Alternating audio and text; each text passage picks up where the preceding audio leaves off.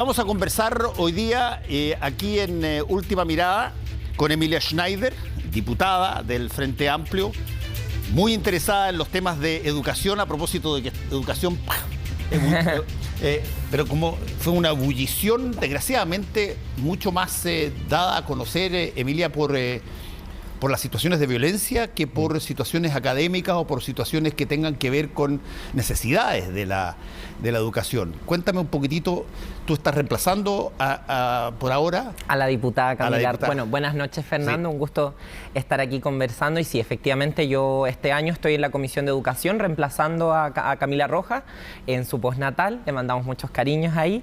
Y bueno, el resto de mis años en el Congreso yo voy a estar en la Comisión de Educación justamente porque, bueno, nos conocimos en el contexto en que yo también era dirigente estudiantil, hasta hace poco lo fui, y justamente también por eso me parece importante ir entregando una mirada respecto a lo que ha ido pasando en el último tiempo. Yo estoy haciendo un esfuerzo ahí, me he reunido con varios centros de estudiantes de la comuna de Santiago, con el Colegio de Profesores de la comuna, estamos en diálogo también con la municipalidad en línea de poder aportar, atender puentes justamente para resolver las demandas de fondo que han planteado las y los estudiantes, y también pensar cómo nos hacemos cargo de los lamentables hechos de violencia que hemos visto, que no son lo mismo, ojo. Por una parte están estudiantes que quieren avanzar a través del diálogo en sus reivindicaciones, y por otro estos hechos lamentables como los que se mostraban ahí en la nota. Ahora, hay una cosa bien interesante, Emilia, porque hay, como tú muy bien dijiste, una serie de cosas que todos los gobiernos lo han tenido, que tienen que ver básicamente con necesidades que se han pedido desde hace mucho tiempo, que a veces se dilatan, que no salen los proyectos de ley y que por lo tanto se continúa con la insistencia sobre necesidades particularmente que tienen que ver con acceso, por ejemplo, a tecnología digital en todas las escuelas, la posibilidad de tener transporte en las escuelas rurales, un montón de cosas de ese tipo que son básicas. Pero últimamente casi todo las noticias se lo ha llevado la aparición muy fuerte de violencia dentro de los colegios, dentro de los colegios con violencia a profesores, violencia entre alumnos. Aparecen de pronto esta gente disfrazada de mameluco blanco haciendo funas o quemando automóviles y todo lo demás. Y por lo tanto eso ya como que escapa un poco de la lógica de la queja o el requerimiento tradicional de la educación chilena. ¿Cómo lo estás viendo tú y qué sabes de eso? Sí, lo primero es que yo no he visto ni he escuchado a ningún dirigente estudiantil reivindicar este tipo de hechos de violencia como los overoles blancos. Al contrario, yo veo muchos y muchas estudiantes participando de mesas de trabajo con la Municipalidad de Santiago, con el Ministerio de Educación. Justamente ahí yo veo dirigentes estudiantiles que tienen la convicción de, a través del diálogo, hacer avanzar sus reivindicaciones. A mí me pasa que por una parte, por ejemplo, hechos como lo de los overoles blancos, yo los condeno porque no me parece la violencia la vía para las transformaciones, pero también porque le resta a la propia lucha estudiantil. Entonces yo creo que aquí también nos topamos con un hecho de que la misma organización estudiantil está en un proceso de recomposición, de reorganización, y ante el procesos de desarticulación del movimiento estudiantil, yo creo que estos hechos aparecen con mayor frecuencia, ¿no? Y ahí, efectivamente, yo creo que cuando hablamos de la violencia en la educación, hay que nuevamente hacer una separación, porque por una parte este año nos hemos enfrentado a problemas de convivencia escolar dentro de las comunidades que tienen que ver con que, por ejemplo, del gobierno anterior nos hizo un proceso de vuelta a la presencialidad adecuado, y por lo tanto hemos tenido que trabajar harto con el Ministerio de Educación en torno justamente a la convivencia escolar, a la salud mental, que son temas que han estado puestos sobre el debate. Y por otro lado, como te digo, están estos hechos. Yo creo que hoy día el ministro de Educación decía algo muy, muy adecuado: no vamos a dialogar con quienes no creen en el diálogo. Y ahí hay que abordar la situación desde un punto de vista de orden público, pero también, y ahí yo quiero hacer un análisis más profundo, o sea, creo, ¿qué hicimos para llegar hasta acá? Creo que ante estos problemas de orden público, que son distintas a las reivindicaciones estudiantiles, creo que se ha aplicado mucha demagogia y acciones que han ido quebrando aún más las comunidades. Pongo dos ejemplos: o sea, lo que se generó con el exalcalde Alessandri, que fue una fractura de las comunidades, y proyectos como Aula Segura, que es una de las reivindicaciones estudiantiles, por ejemplo, derogarla, que es una ley que en realidad solo vino a incendiar más la pradera, porque hoy día los sostenedores de los colegios tienen para hacerse cargo de estas situaciones de violencia y ponerlas ante la justicia. Entonces, aquí Aquí yo creo que tenemos una situación muy compleja, pero lo importante yo creo para el debate es que entender que justamente hay una parte que es la cuestión más política, que es un diálogo pendiente con el movimiento estudiantil hace mucho tiempo y que este gobierno tiene la presión de avanzar porque la mayoría de sus personeros venimos de allá, y lo otro que tiene que ver con hechos de violencia que hay que ir trabajando justamente cómo detectarlos y prevenirlos a tiempo. A ver, ahí hay dos puntos que son súper importantes, Emilia, que me gustaría conversar contigo. Por una parte, hay los problemas que de alguna manera nosotros podemos ver como los problemas típicos de la educación. Ajá. Que son problemas de carencia, son problemas de necesidades objetivas en términos de recursos, son problemas que tienen que ver con actualizar los currículum y una serie de cosas de ese tipo que, si tú miras para atrás, 30, 40 años, vas a seguir encontrando que en algún momento dado habían estas situaciones. Como tú muy bien dijiste, ustedes emanaron de dos situaciones de ese tipo, el 2006 y el 2011. A mí me tocó el 2018. Bueno, tú eres más jovencita. Pero bueno, y por lo tanto, eso es algo que uno puede entender. Pero viene lo segundo, que es esta presencia muy fuerte de la violencia como método para hacerse visibles. Sí. Y la presencia de la violencia en un nuevo gobierno que tiene a buena parte del Ejecutivo que emana justamente de movilizaciones que no fueron violentas, pero que sí fueron muy masivas, justamente. Y que sin embargo hoy día ese gobierno mira a lo que alguna vez pudieron haber sido ellos y tiene las herramientas para enfrentarlos, pero tiene no solamente las herramientas típicamente legales para enfrentarlos, también tiene las herramientas de cómo se defiende a la gente cuando entran personas con mameluco blanco y te queman en una sala. Sí, ahí... ¿Qué tanto hay disposición a enfrentarse a los alumnos más violentos? Bueno, con las herramientas que entrega la Constitución al presidente de la República. Sí, o sea, yo creo que ahí efectivamente tenemos que usar esas herramientas, sobre todo no para propiciar un enfrentamiento entre carabineros y overoles blancos, yo creo que eso es lo menos deseable, sino para prevenir que no ocurran situaciones como una quemada, un bus, etcétera. Pero yo quiero entrar incluso más profunda porque en estas manifestaciones, que como el clásico es el del overol blanco, yo no he visto ninguna reivindicación en particular. Entonces, de repente es un conflicto que se sale de las claves en las que entendemos. Hasta ahora, por lo menos, yo originalmente ese tipo de cosas. Y ante eso, ¿cómo respondemos? Además de, por supuesto, con la prevención, el orden público, las policías, yo creo que hay que empoderar, y eso pasa también por reformas en la estructura de gobernanza de las escuelas, de la educación en general, empoderar a las organizaciones estudiantiles, porque yo creo que ante el vacío de las organizaciones estudiantiles, porque claro, el 2011 teníamos organización estudiantil, un movimiento estudiantil robusto, fuerte, orgánicamente. Hoy día eso ha retrocedido, a mí incluso me tocó un momento de también muy baja participación, desgaste orgánico, y cuando eso retrocede es donde estos hechos agarran más vuelo, tienen mayor visibilidad, y se vuelven complejos, por ejemplo, poner la luz o poner el acento en las demandas que tú ya mencionabas, que por ejemplo a mí me ha tocado recorrer harto los liceos y yo identifico demandas muy claras. O sea, está el tema de la infraestructura, que es una deuda pendiente hace mucho tiempo, que el Ministerio efectivamente lo está atendiendo, y cuestiones como la educación no sexista, la educación sexual integral, el tema de la salud mental. Entonces también hay demandas muy atendibles y que este gobierno ha planteado resolver y que yo creo que vamos por buen camino ahí. Pero justamente creo que el camino también es empoderar a esa organización estudiantil para que ocupe ese espacio.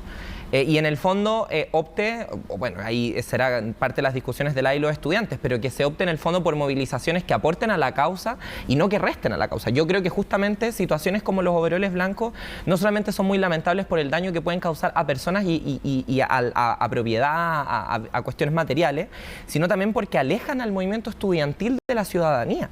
Y eso a mí me preocupa porque yo creo profundamente en las causas del movimiento estudiantil chileno. Entonces, ahí tenemos un tema. Pero yo creo que hay algo interesante también ahí que se da en el clavo desde el plan de reactivación integral de la educación que ha planteado el gobierno tras la pandemia, tras todo lo que hemos vivido, que el nombre del plan es Seamos Comunidad. Y yo creo que también falta mucho eso, porque hoy día tenemos comunidades educativas muy quebradas, muy fragmentadas por la pandemia, por hechos del gobierno anterior, de autoridades anteriores, y que tenemos que trabajar y cada vez, creo yo, ir dejando más aislados de cierta forma este tipo de grupos que propician la violencia y no las causas que yo creo inspiran al movimiento estudiantil.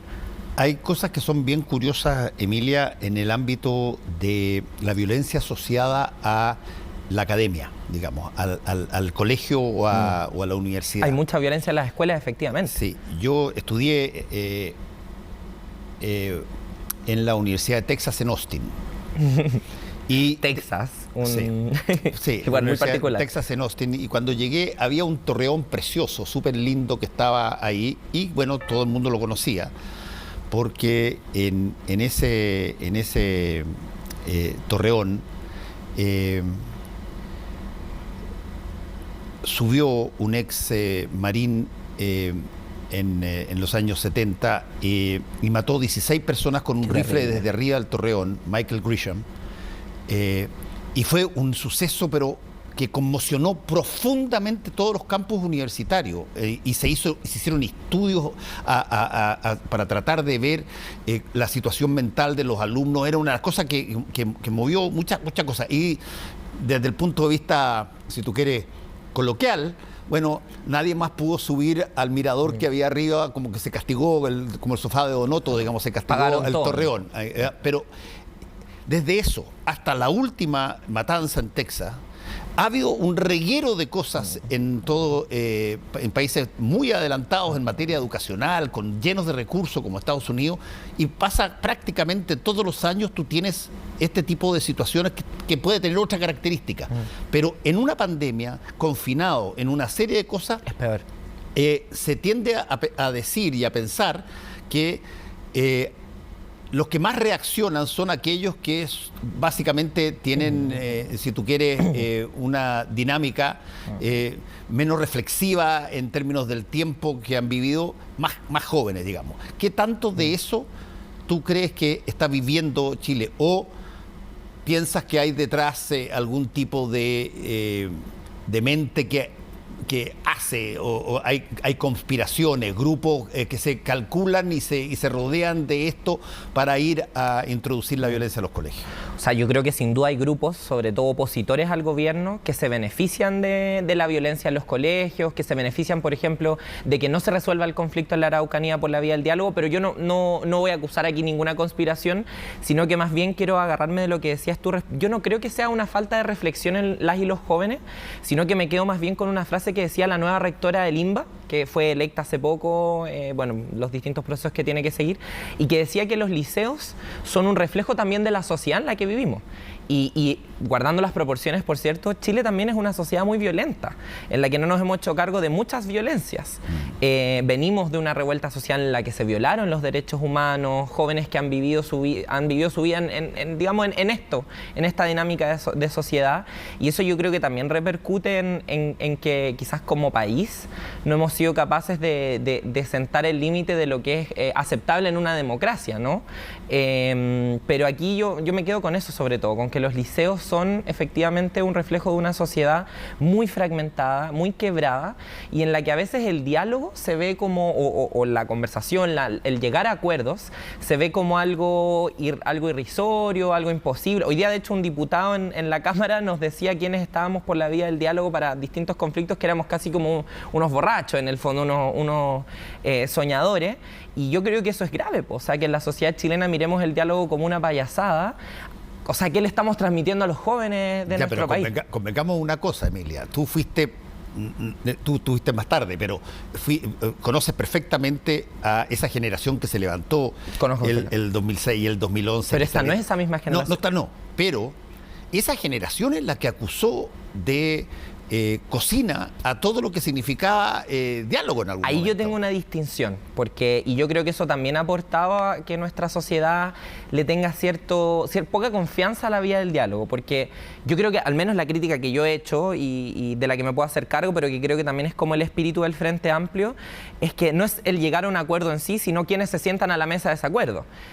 Para mí una cocina, no me gusta tanto la metáfora, pero un ejemplo de la política de la transición es que no se sentaban todos los actores a tomar acuerdos. O sea, se sentaban actores empresariales, actores de la política tradicional, del llamado como de la política binominal de cierta forma, y quedaba toda una sociedad fuera de la mesa. Yo creo que los acuerdos son muy valiosos, pero ahí hay que sentar a todos los actores sociales, a todos los actores políticos. A todos los que quieran, supongo. A todos los que quieran la vía del diálogo, por cierto. Y ahí, bueno, a propósito de que van a conversar luego de la situación de Colombia, es interesante mirar ahí cómo se han dado los procesos de paz. Obviamente es distinto con el mundo estudiantil, pero efectivamente hay que sentar a la mesa a todas y todos quienes crean que el diálogo va a resolver algo. Y dime, ahí hay un punto muy interesante. Tú que conoces, bueno, a mí ya casi se me olvidó, pero por la edad, digo yo, pero tú que conoces porque eres más joven, más o menos la mirada de esta generación estudiantil. ¿Qué disposición tienen ellos a dialogar? Yo creo que bastante. Efectivamente eso se ve en que, insisto, hay muchas mesas de diálogo abiertas hoy día con el municipio de Santiago, con el Ministerio de Educación, pero creo que lo que falta es robustecer la misma organización estudiantil, porque grupos que han cometido hechos de violencia hubieron cuando el presidente de la República era dirigente estudiantil, cuando la ministra vocera de gobierno era dirigente estudiantil, cuando yo fui dirigente estudiantil, pero la diferencia era que teníamos un movimiento estudiantil mucho más amplio y robusto, que en el fondo mostraba cuál era la disposición de la mayoría de las y los estudiantes, ¿no? Y eso lo dejaba como hechos aislados. Hoy día quizás las y los estudiantes están haciendo el esfuerzo de rearticular eso, y yo lo valoro profundamente, pero estos hechos también cobran más visibilidad con eso, y también, bueno, ante el vacío que genera esta situación de rearticulación, también se va recrudeciendo esa violencia, así como se ha ido recrudeciendo otros conflictos, porque estamos en un momento de crisis institucional del cual espero que tengamos una salida por el proceso constituyente, que sea un proceso sostenible para salir de la situación en la que estamos, pero creo que se juntan esos dos factores, una recomposición, rearticulación del movimiento estudiantil que resalta estos hechos, y también una crisis institucional que ha agravado todo. O sea, en general los conflictos están más álgidos en este periodo, y por eso, bueno, es tan difícil gobernar, es tan difícil hablar de gobernabilidad en este momento, no solamente para mi sector, sino que en general, ¿no? Mira, yo soy de una generación muy anterior a la tuya, pero que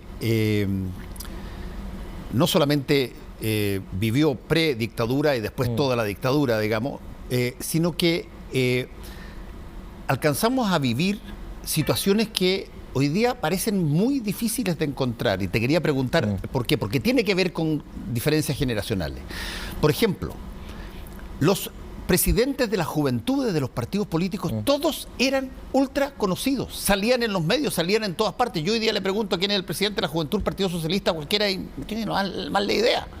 Y la juventud tenía posición en la escala de información del día, de la vida pública. Eran parte de eso. Me acuerdo yo cuando una persona con el cual yo conozco mucho, porque jugamos juntos en la selección de rugby, somos bien amigos, que es senador Andrés Alamán, él toma la decisión de salir del colegio en el que estaba, irse al José Victorino Lastarria, para ser dirigente estudiantil, para ser el dirigente de la FECES. Y él es una cosa bien audaz. Sí. Pero habla de mucho compromiso también. Por supuesto, un compromiso muy brutal en eso, tremendo. Él se va al Lastarria y gana. Sale también elegido en la FECES. Ese tipo de cosas se hacían y se buscaban los instrumentos de las elecciones y todo lo demás para intentar posicionarse. Peleaban al interior de sus partidos muy fuertemente con quienes les tapaban la posibilidad de ascender y hacer, y de repente llegaban gente muy joven. Ricardo Ormazábal llegó muy joven a ser presidente de la Juventud Demócrata Cristiana. Bueno, habían de todos los partidos más o menos así.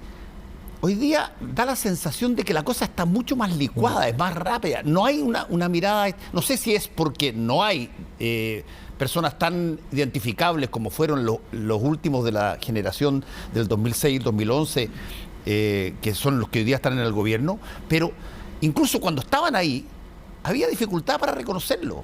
¿Qué es lo que pasa en ese sentido? Sí, varias cosas. Bueno, yo creo que esto también se cruza con la deslegitimación generalizada de la política, de los partidos en particular, que es un fenómeno más grande, el cambio de época también que estamos viviendo y que efectivamente yo creo que licúa mucho las cosas porque está cambiando en torno a qué se articula, por ejemplo, la juventud, en torno a qué se organiza la juventud.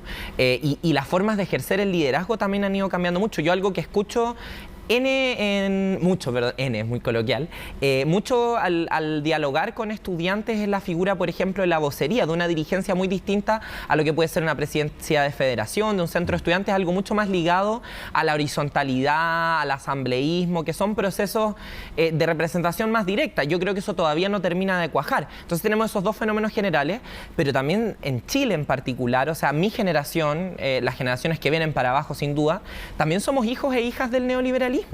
De esta sociedad chilena como la tenemos. O sea, no sé, en los 90, bueno, mis papás seguían harto al Chino Ríos y estaba esta idea del no estoy ni ahí y crecimos con todo eso y crecimos con entender que la política era un ejercicio que hacían otros y que era un ejercicio que estaba mal, que no era fructífero, que no resolvía nada, que eran puros ladrones, etcétera, etcétera. Entonces, esa forma de entender la política en el neoliberalismo, que además se reduce a un mercado electoral, no una expresión real de intereses sociales, de franjas de clase, etcétera, de conflicto, también creo que ha ido vaciando todo esto. Entonces, yo creo que ahí tú das en el clavo de que tenemos un problema como país que es fundamental el involucramiento de la juventud en los asuntos cívicos, o sea, hay falta de educación cívica y en la política, o sea, es un problema democrático que las nuevas generaciones vayan creciendo sin interés en involucrarse en lo público y con tal desafección de la política. Yo ahí, por ejemplo, veo que la nueva Constitución avanza mucho en dar espacio a la participación, pero es un problema que yo creo que nos tiene que llamar a todos. Yo por eso encuentro tan terrible cuando hay sectores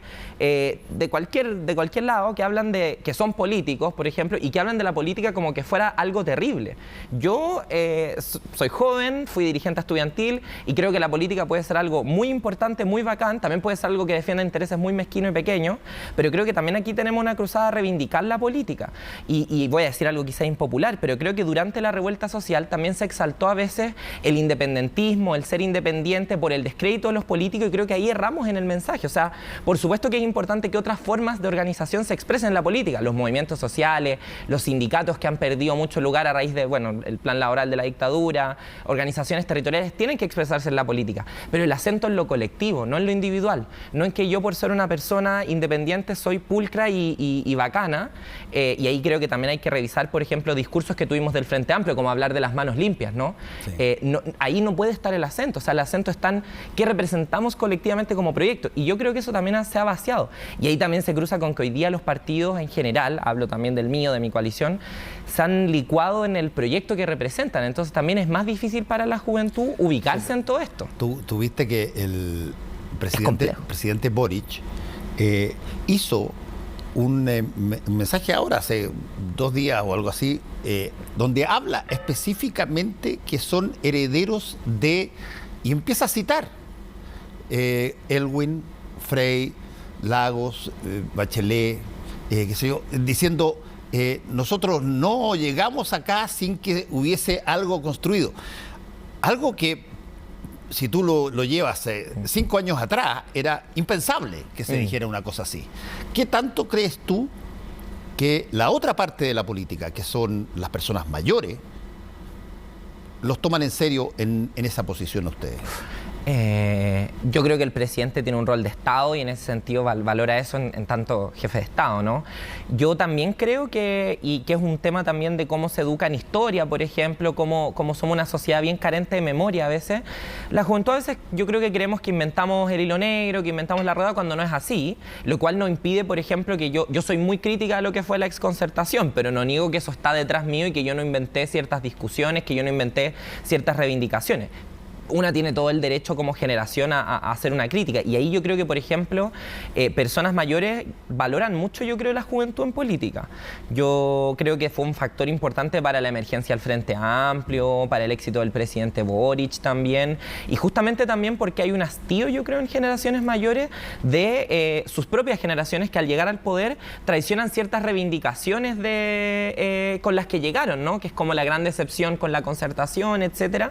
Yo creo que hay una valorización minorización de las personas mayores de la juventud en política, más que incluso de la propia juventud al hablar de la juventud en política. Entonces, no creo que vaya tanto por ahí, pero sí creo que hay que saber dialogar con ese pasado, no para ser obsecuente con ese pasado, ojo, sino para saber que, no sé, yo he participado mucho en la lucha feminista y yo puedo tener muchas diferencias con lo que fue la política del CERNAM, por ejemplo, pero sé que las discusiones de cuidados, de la paridad, no empiezan conmigo. No empiezan con mi generación, ¿no? Hablar de educación sexual integral, por ejemplo, que fue la gran, como de los grandes reivindicaciones estudiantiles que a mí me tocó impulsar como dirigente, no es nuevo. Puedo tener críticas a cómo se implementó en el pasado, pero creo que es eso, ¿no? Reconocer el pasado, no ser obsecuente con ese pasado, saber criticar y tomar para adelante.